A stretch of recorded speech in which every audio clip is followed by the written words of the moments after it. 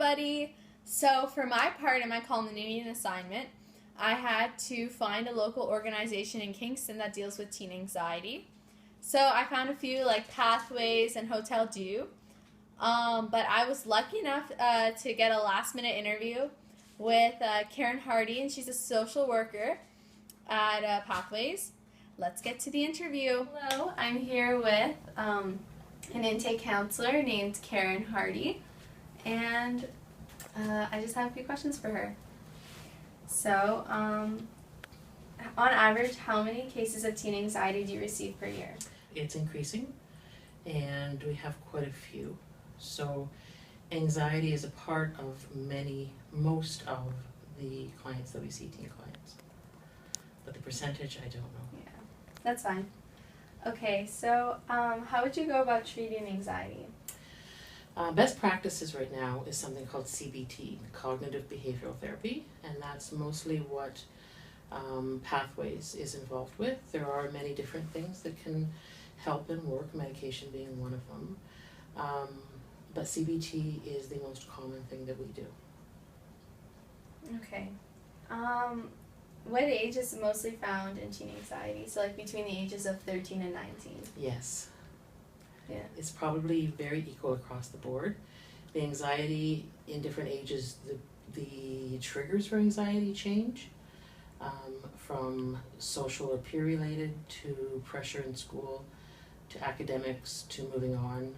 The transition between grade 12 and university is a huge one. And then grade 8 to grade 9. Also entering the teen years when the teen brain kind of turns on. And your thought processes change into a more or less black and white, anxiety can hit then as well. Okay. What may be common symptoms that you notice like when having anxiety? So like any physical symptoms? Anxiety usually scares people at first because they don't know what's happening to them, but typically it's racing thoughts, tensed, clenched, sweating, stomach aches. Ongoing anxiety can cause stomach problems, ongoing stomach problems. So you wake up in the morning with a stomach ache, but you're not really feeling anxious. So those are the physical signs. Okay.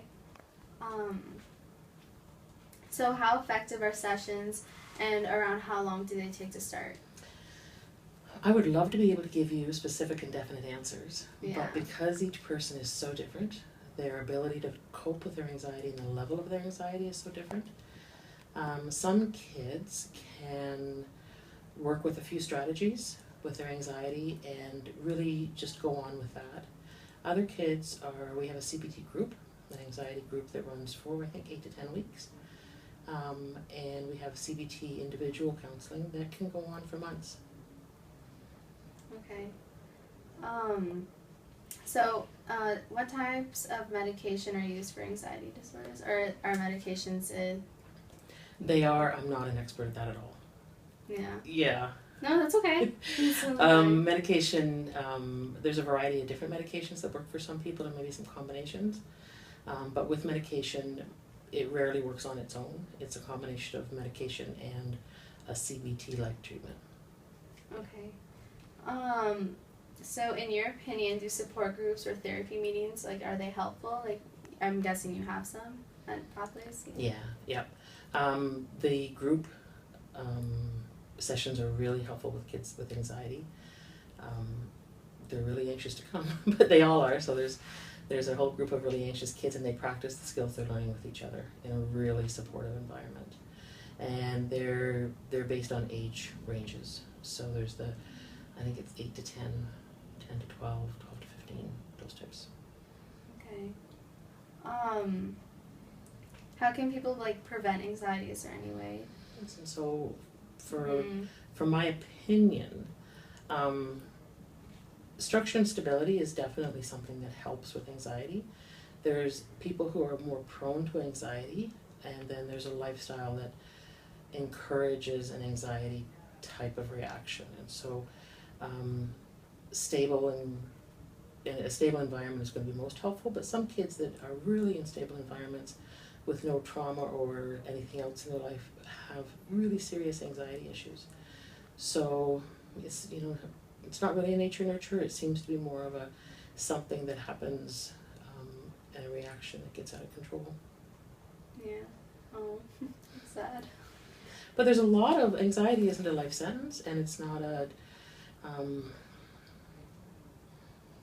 diagnosis that just once you have it you're never leaving your basement.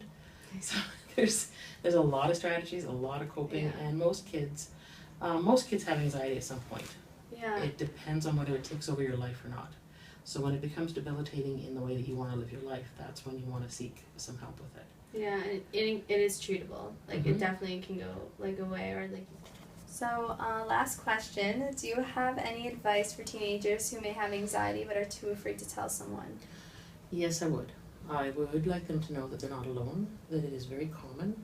It's not a weakness, it's just a different thing that they can have help with. That Pathways is here if they would like help. And that if they're a teen, they can call us on their own. It can be a